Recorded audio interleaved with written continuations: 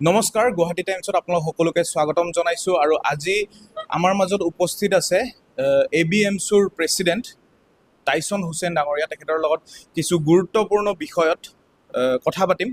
প্ৰথমতে গুৱাহাটী টাইমছত আজি first time interview এটা আমি একেলগে এনেকৈ ইমান দিনৰ পৰা কথা পতাৰ পিছত আজি সম্ভৱ হ'ল, তাৰ বাবে আপোনাক স্বাগতম জনাইছোঁ। নমস্কাৰ। গুৱাহাটী টাইমছৰ সমূহ দৰ্শকসকলক ধন্যবাদ জ্ঞাপন কৰিছোঁ। বিশেষকৈ গুৱাহাটী টাইমছৰ সমূহ বিষয় বিভাগক ধন্যবাদ জনাইছোঁ যে আপোনালোকে খুব এটা সুন্দৰ এটা প্ৰফেচনেল জাৰ্নেলিজিমটো আগবঢ়াই লৈ আনিছে আপোচবিহীনভাৱে। আৰু আগন্তুক দিনতো গুৱাহাটী টাইমছৰ জৰিয়তে এই অঞ্চলৰ জনগণৰ সমস্যাসমূহ, দুখ দুৰ্দশাসমূহ যাতে উত্থাপন হৈ থাকে, সেয়ে আমি আশাবাদী। তো প্ৰথমতে এটা গুৰুত্বপূৰ্ণ বিষয় লৈ আপোনাক প্ৰশ্ন এটা সুধিব ওলাইছোঁ। এই কেইদিনৰ পৰা দেখিব পৰা গৈছে যে যি বাংলাদেশী বুলি ডিটেনশ্যন কেম্পত মানুহক জাগাৰ পৰা উঠাই নিয়া হৈছে। তো কি ক'ব বিচাৰিব এতিয়া এই সন্দৰ্ভত? আপুনি ইতিমধ্যে প্ৰেছ মিট এটাও দিলে, বহুতখিনি কথা ক'লে, অলপ চমুকৈ যদি কৈ দিব বিচাৰে। হয়, চাওক, অসমত ফৰেনাৰ্ছ এক্ট 1946 অনুসৰি বিদেশী ন্যায়াধিকৰণ ব্যৱস্থাটোৱে কাম কৰি আছে। অৰ্থাৎ ফৰেনাৰ্ছ এটা ট্ৰিব্যুনেল অৰ্ডাৰ আছিলে 1964। তো এই গোটেইখিনি ব্যৱস্থাৰ জৰিয়তে অসমত বিদেশী চিনাক্তকৰণৰ এটা প্ৰক্ৰিয়া চলি আছে। আৰু গোটেই অসমতে 100খন বিদেশী ন্যায়াধিকৰণ আছে। আৰু এই 100খন বিদেশী ন্যায়াধিকৰণ যিসকল অৰ্থাৎ তাত মেম্বাৰ আছে, সেই মেম্বাৰসকল আচলতে কণ্ট্ৰেকচুৱেল বেচিছ তেখেতসকলৰ চাকৰি। 10 বছৰৰ আইনী অধিবক্তাৰ চাকৰি থকা ব্যক্তি তাত মেম্বাৰ হিচাপে চৰকাৰে নিযুক্তি দিব পাৰে। আৰু এই গোটেই বিদেশী ন্যায়াধিকৰণৰ ব্যৱস্থাটো আচলতে সম্পূৰ্ণ এটা জুডিচিয়েল ব্যৱস্থা নহয়, এইটো এটা গুৱাহাটী হাইকোৰ্টৰ আণ্ডাৰত এটা কোৱাচি জুডিচিয়েল চিষ্টেম। তো এই ব্যৱস্থাটোৰ প্ৰতি বিভিন্ন সময়ত বিভিন্ন ক্ষেত্ৰত বিভিন্ন ত্ৰুটিপূৰ্ণ দিশ আঙুলিয়াই দি বিভিন্ন অভিযোগ উত্থাপন হৈ আহিছে। তদুপৰি Muslim Mondal versus state of Assam Guwahati হাইকোৰ্টত 2013 চনৰ যিটো গোচৰ, এই গোচৰটোৰ ৰায়দানত অনাৰেবল গুৱাহাটী হাইকোৰ্টেও স্পষ্ট কৰি দিছিল যে বৰ্ডাৰ পুলিচে যেতিয়া গোচৰসমূহ বিদেশী ন্যায়াধিকৰণলৈ ৰেফাৰেঞ্চ হিচাপে পঠিয়ায়, তাত কিছুমান গাইডলাইন আছে।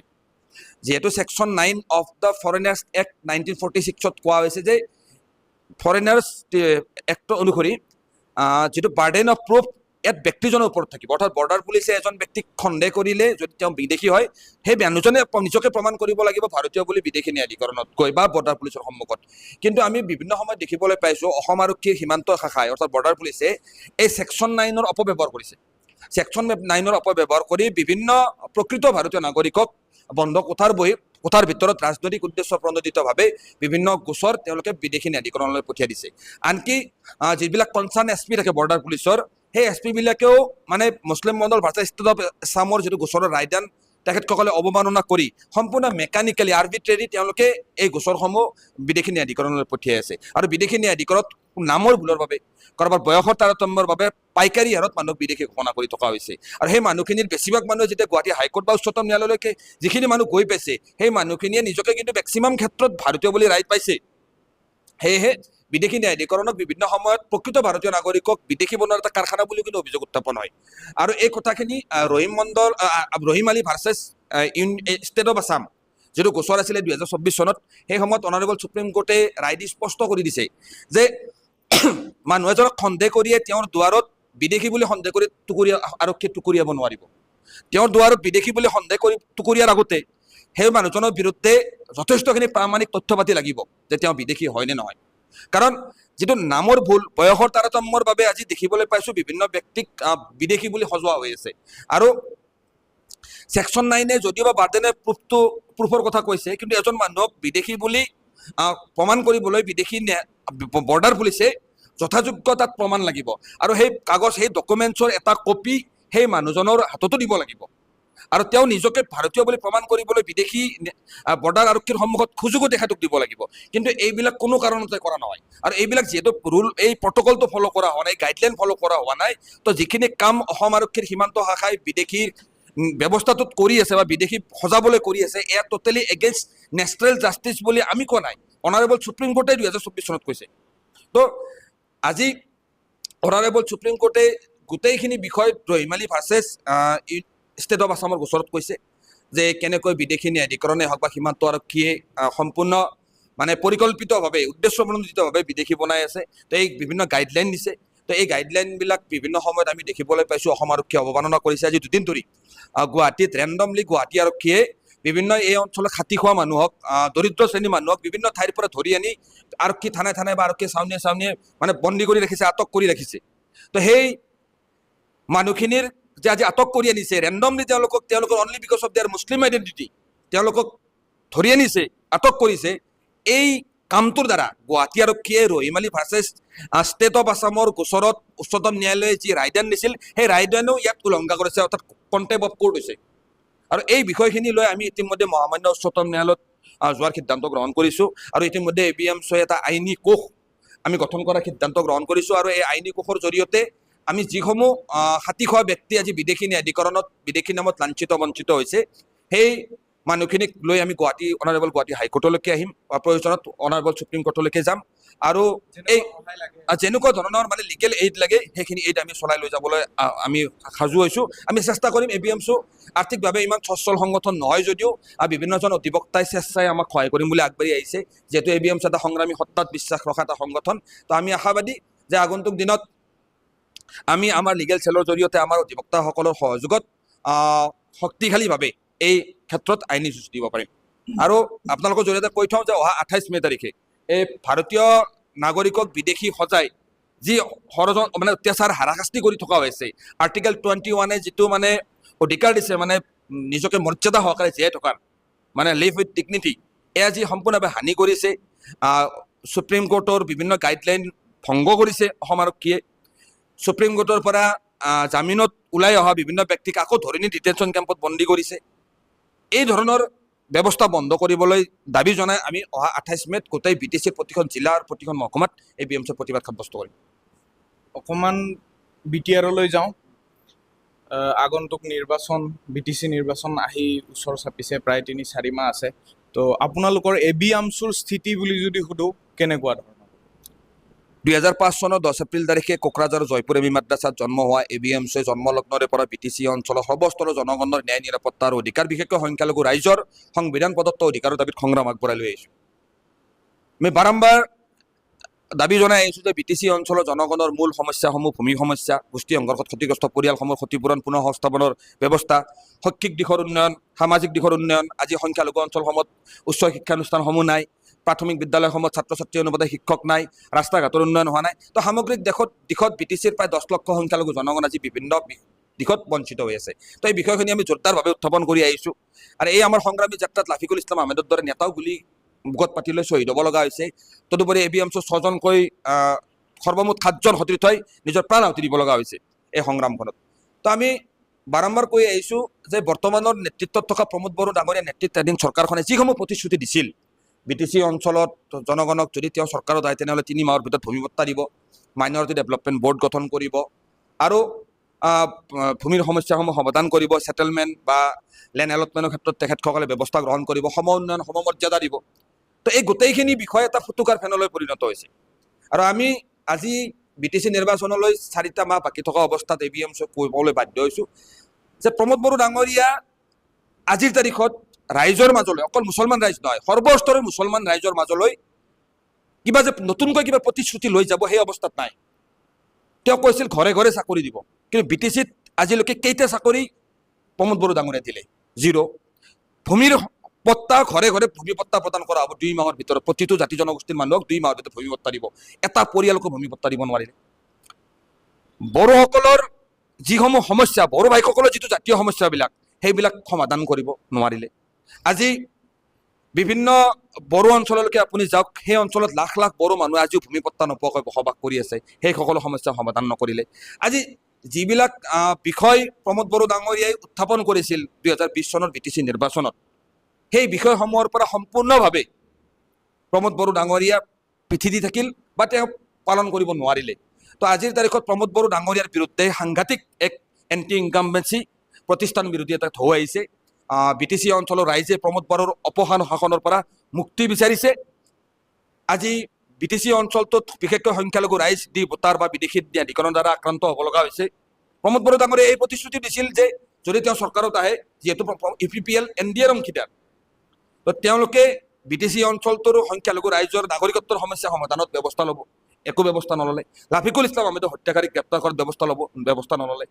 আজি বডোফা উপেন্দ্ৰনাথ ব্ৰহ্মৰ নামত দিল্লীত ৰাস্তা নামাকৰণ কৰা হৈছে। আমি ভাল পাইছোঁ, আমি ধন্যবাদ জনাইছোঁ বডোফা উপেন্দ্ৰনাথ ব্ৰহ্মক। আমি এজন সংগ্ৰামী জাতীয় নেতা হিচাপে আমি যথেষ্ট শ্ৰদ্ধা কৰোঁ। কিন্তু তাৰ সমান্তৰালভাৱে BTCৰ দ্বিতীয় সৰ্ববৃহৎ জনসংখ্যা থকা জনগোষ্ঠী ধৰ্মীয় সংখ্যালঘু মুছলমানসকলৰ জাতীয় সংগঠন ABMCৰ প্ৰাক্তন সভাপতি তদানীন্তন সভাপতি জাতীয় শ্বহীদ লাফিকুল ইছলাম আহমেদ চাহাবৰ হত্যাকাণ্ডৰ ন্যায়ৰ বিষয়টোক লৈ প্ৰমোদ বড়ো ডাঙৰীয়াই এষাৰ মাতো নামাতিলে। যিটো সময়ত এপছৰ সভাপতি আছিল প্ৰমোদ বড়ো ডাঙৰীয়া, লাফিকুল ইছলাম আহমেদ ডাঙৰীয়া ABMCৰ সভাপতি আছিল, তেখেতক গুলীয়াই হত্যা কৰা হ'ল, তেখেতৰ হত্যাকাণ্ডৰ ন্যায় আমি নাপালোঁ, আৰু সেই এপছৰ সভাপতি প্ৰমোদ বড়ো ডাঙৰীয়া আজি BTC চিফ হ'ল। মুছলমানসকলৰ জাতীয় সংগঠনৰ নেতাজনক হত্যা কৰাৰ হত্যাকাৰী গ্ৰেপ্তাৰ ক্ষেত্ৰত প্ৰমোদ বড়োই কোনো ব্যৱস্থা নললে। তো এইজন প্ৰমোদ বড়োৱে BTCৰ 10 লক্ষ মুছলমানৰ কি জাতীয় সমস্যাৰ সমাধান কৰিব?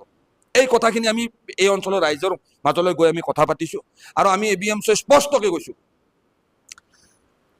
BTCৰ সংখ্যালঘু মুছলমানসকলৰ যিসমূহ সমস্যা সম্পূৰ্ণভাৱে ৰাজনৈতিক সমস্যা। 40টা সমষ্টিৰ ভিতৰত 10টা জেনেৰেল সমষ্টি বাদ দি বাকী 30টা জনজাতি সমষ্টিৰ প্ৰায় 20টা-22টা সমষ্টিত সংখ্যালঘু ভোটাৰে নিৰ্ণায়ক ভূমিকা গ্ৰহণ কৰে। তৎসত্বেও BTCৰ মুছলমানসকলৰ জাতীয় জীৱনৰ সমস্যাসমূহ, জাতীয় জীৱনক লগত সম্পৃক্ত বিষয়সমূহ প্ৰমোদ বড়ো ডাঙৰীয়াই গুৰুত্ব নিদিলে, আৰু ইয়াৰ প্ৰত্যুত্তৰ আমি দিব গৈ আছোঁ। যিহেতু সমস্যা ৰাজনৈতিক সমস্যা, ABMCয়ে সিদ্ধান্ত লৈছোঁ যে আগন্তুক BTC নিৰ্বাচনত ABMCয়ে প্ৰত্যক্ষভাৱে ৰাজনৈতিক ভূমিকা আমি গ্ৰহণ কৰিবলৈ ইতিমধ্যে আমাৰ মাজত কথা বতৰা চলিছে। আমি স্পষ্টকৈ কৈছোঁ, UPPLয়ে হওক, BJPয়ে হওক, BPFয়ে হওক, কংগ্ৰেছে হওক, AUDFয়ে হওক, কোনো ৰাজনৈতিক দলে যাতে এইবাৰ BTCৰ মুছলমানসকলৰ ভোট বিভাজন কৰি এখন মুছলমান শূন্য পৰিষদ যাতে গঠন কৰিব নোৱাৰে, তাৰ ওপৰত আমি চোকা দৃষ্টি ৰাখিম। এইখিনিতে এটা মই কথা সুধি লওঁ, আপোনাৰ যিষাৰ আপুনি কথা ইতিমধ্যে UPPL চৰকাৰৰ বা প্ৰমোদ বড়োৰ এগেইনষ্টত ক'লে, সেইখিনিত মই আপোনাক এটা প্ৰশ্ন কৰিব খুজি আছিলোঁ যে আপুনি ইনডাইৰেক্টলি BPFক ছাপোৰ্ট কৰিব নেকি বা ছাপোৰ্ট কৰিছে? তাৰ প্ৰশ্ন আমি কাক উত্থাপন কৰিম? ভূমিপট্টা দিম বুলি কৈছিল প্ৰমোদ বড়োৱে, 5 বছৰ হ'ল ভূমিপট্টা দিয়া নাই। প্ৰমোদ বড়োক যদি আমি ভূমিপট্টা নাই দিয়া বুলি কওঁ, তাৰমানে কি BPFক সমৰ্থন কৰা হ'ব নেকি? এইবিলাক আচলতে সুবিধাবাদীৰ লক্ষণ। সুবিধাবাদীয়ে সদায় নিজকে অন্যকো সুবিধাবাদী পাৰি বুলি ভাবে। আজি বিভিন্নজন ব্যক্তিয়ে যেতিয়া আমি চৰকাৰক সমালোচনা কৰোঁ, তেতিয়া আমাক BPFৰ সমৰ্থনকাৰী, কংগ্ৰেছৰ সমৰ্থনকাৰী বুলি অভিযোগ দিয়ে। আচলতে তেওঁলোকৰ চৰিত্ৰই তেনেকুৱা, সুবিধাবাদী আনকো নিজৰ চকুৰে চায়। তেওঁলোকে টকাৰ কাৰণে, ক্ষমতাৰ কাৰণে সকলো কৰিব পাৰে বুলি ভাবে, কৰিব পাৰিছে, সেইবাবে তেওঁলোকে ভাবি লয় যে ABMCয়ে যে আজি প্ৰমোদ বড়োক বিৰোধিতা কৰিছে বা BTC চৰকাৰৰ বিৰোধিতা কৰিছে, তাৰ মানে তেওঁলোকে BPFক সমৰ্থন কৰিছে। এয়া মিছা কথা, সময়ে প্ৰমাণ কৰিব। আমি স্পষ্টকৈ কৈছোঁ, BTCৰ অতি কমেও 5জন সংখ্যালঘু মুছলমান প্ৰতিনিধি আমি এইবাৰ নিৰ্বাচিত কৰি পঠিওৱাৰ কাৰণে আমি ঐক্যবদ্ধ হৈছোঁ, আৰু এই ঐক্যবদ্ধ যাত্ৰাত আমি দেখিবলৈ পাইছোঁ বিভিন্ন তথাকথিত সংখ্যালঘু নেতাই কিন্তু বিধি পথালি দিয়াৰ চেষ্টা কৰিছে। UPPLৰ পৰা হওক বা বিভিন্ন ৰাজনৈতিক দলৰ পৰা তেওঁলোকে টেণ্ডাৰ লৈছে, ঠিকা লৈছে, টেণ্ডাৰ লৈছে। সেইসকল ব্যক্তিক কিন্তু এঘৰীয়া কৰা হ'ব। আমি স্পষ্টকৈ কৈছোঁ, এয়া আমাৰ বাবে জীৱন মৰণৰ যুদ্ধ হিচাপে আমি আগবাঢ়িছোঁ। আগন্তুক BTC নিৰ্বাচনত আমি ঐক্যবদ্ধভাৱে BTC অঞ্চলৰ সৰ্বস্তৰৰ সংখ্যালঘু ৰাইজ ঐক্যবদ্ধ হৈ থাকি BTC অঞ্চলত শান্তিপূৰ্ণ সহাৱস্থানৰ স্বাৰ্থত, আমাৰ সংখ্যালঘু পলিটিকেল ৰিপ্ৰেজেণ্টেশ্যনৰ স্বাৰ্থত আমি ঐক্যবদ্ধভাৱে ৰাজনৈতিক সিদ্ধান্ত ল'ম। বেছি প্ৰশ্ন নাই, আৰু দুটাই প্ৰশ্ন আছে। আপোনাৰ যিহেতু সময় বেছি নাই, তো জলদি আমি শেষ কৰিব চেষ্টা কৰিম। ৱাকফ বৰ্ডৰ যিটো কেছ চলি আছিলে, আপুনি ইতিমধ্যে দেখা পাইছোঁ আপোনাৰ ছ'চিয়েল মিডিয়াত আপুনি আপডেটছবোৰ দি থাকে বা আপুনি গৈছে, তো কেনেকুৱা পৰিস্থিতিত অলপমান ঠাণ্ডা পৰিছে নেকি? আপোনালোকে বহুত প্ৰটেষ্টো কৰিছিলে, যিমান সংখ্যালঘু অৰ্গেনাইজেশ্যনছখিনি আছে অসমৰ বা নৰ্থ ইষ্টৰ, চবেই প্ৰটেষ্ট কৰি আছিলে। বৰ্তমান সময়ত দেখিব পৰা গৈছে অকণমান ঠাণ্ডা হৈছে নেকি? হয়, আচলতে ৱাকফ সংশোধনী আইন 2025 যিখন অসাংবিধানিক বেআইনী এটা ব্যৱস্থা যি চৰকাৰে আনিছে, তাৰ বিৰুদ্ধে জোৰদাৰ প্ৰতিবাদ হৈছে। গোটেই আমি অসমত আমি ABMCয়ে প্ৰতিবাদ কৰিছোঁ, গুৱাহাটীত আমি বিশাল প্ৰতিবাদী কাৰ্যসূচী গ্ৰহণ কৰিছিলোঁ, আপোনালোকে তাৰ কভাৰেজ কৰিছে। যিহেতু গোটেই বিষয়খন, আইনখন বিলখন চৰকাৰে আন্দোলন নেওচি সংসদত গৃহীত কৰিলে, উভয় সদনত, লোকসভা আৰু ৰাজ্যসভা, ৰাষ্ট্ৰপতিয়ে স্বাক্ষৰ কৰাৰ পিছত আইনলৈ ৰূপান্তৰ হ'ল। তো আমি ABMCয়ে তথা গোটেই ভাৰতৰ পৰা বিভিন্ন দল সংগঠনে আমি উক্ত আইনখন মহামান্য উচ্চতম ন্যায়ালয়ত সাংবিধানিক বৈধতাৰ ওপৰত চেলেঞ্জ কৰিছোঁ। আমি অৰ্থাৎ ৱাকফ সংশোধনী আইন 2025ৰ বিৰুদ্ধে, সাংবিধানিক বৈধতাৰ বিৰুদ্ধে মহামান্য উচ্চতম ন্যায়ালয়ত বিভিন্ন দল সংগঠনৰ লগতে ABMC যোৱা এপ্ৰিল মাহতে দ্বাৰস্থ হৈছিলোঁ। আৰু আমাৰ অধিবক্তা এডভকেট অন ৰেকৰ্ড সুপ্ৰিম কোৰ্টৰ অনাৰেবল আদিল আহমেদ ডাঙৰীয়াই আমাৰ পক্ষ ৰাখি মহামান্য উচ্চতম ন্যায়ালয়ত যুক্তি প্ৰদৰ্শন কৰিছে, আৰু সামগ্ৰিকভাৱে গোটেই গোচৰীয়া পক্ষলৈ দেশৰ জ্যেষ্ঠ অধিবক্তা কপিল চিব্বল ডাঙৰীয়াই তাত আমাৰ পক্ষ ৰাখিছে। ইতিমধ্যে যোৱা 22 মে তাৰিখে অনাৰেবল সুপ্ৰিম কোৰ্টৰ মুখ্য ন্যায়াধীশ BR গাবাই আৰু AG মাছিৰ নেতৃত্বত দুজনীয়া বিচাৰপীঠত এই গোচৰৰ শুনানি সম্পূৰ্ণ হৈছে। তেওঁলোকে বিতংভাৱে আমাৰ কথাখিনি শুনিছে। অনাৰেবল জাষ্টিছ ইজিয়াৰ নেতৃত্বত দুজনীয়া বেঞ্চে আমাৰ কথাখিনি বিতংভাৱে কৈছে, আমি শুনিছে, আমি স্পষ্টকৈ কৈছোঁ যে ৱাকআফ এখন anti constitutional, against the article 14, article 15, article 25, article 26, article 29 সম্পূৰ্ণভাৱে এখন ভায়োলেট কৰিছে, places of worship act violate কৰিছে, এনচিয়েণ্ট মনুমেণ্ট এক্ট ভায়োলেট কৰিছে।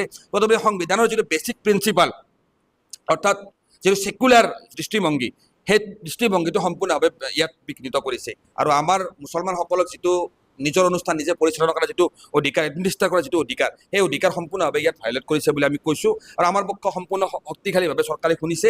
আৰু ৱাকআফ যে মুছলমানসকলৰ এটা ইণ্টিগ্ৰেল পাৰ্ট, আৰু ৱাকআফ ইছলামৰ 5টা স্তম্ভৰ ভিতৰত এটা অন্যতম অংশ, সেই কথা আমি মহামান্য উচ্চতম ন্যায়ালয়ত কৈছোঁ।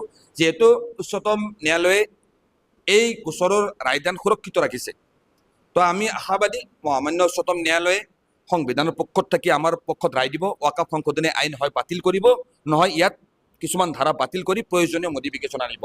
আৰু আনটিল দেন ABMCয়ে সামগ্ৰিকভাৱে এই ৱাকআফ সংশোধনী আইনৰ বিৰুদ্ধে আমি আন্দোলন চলাই যাম। ইতিমধ্যে গাঁৱে গাঁৱে আমি প্ৰচাৰ কৰিছোঁ।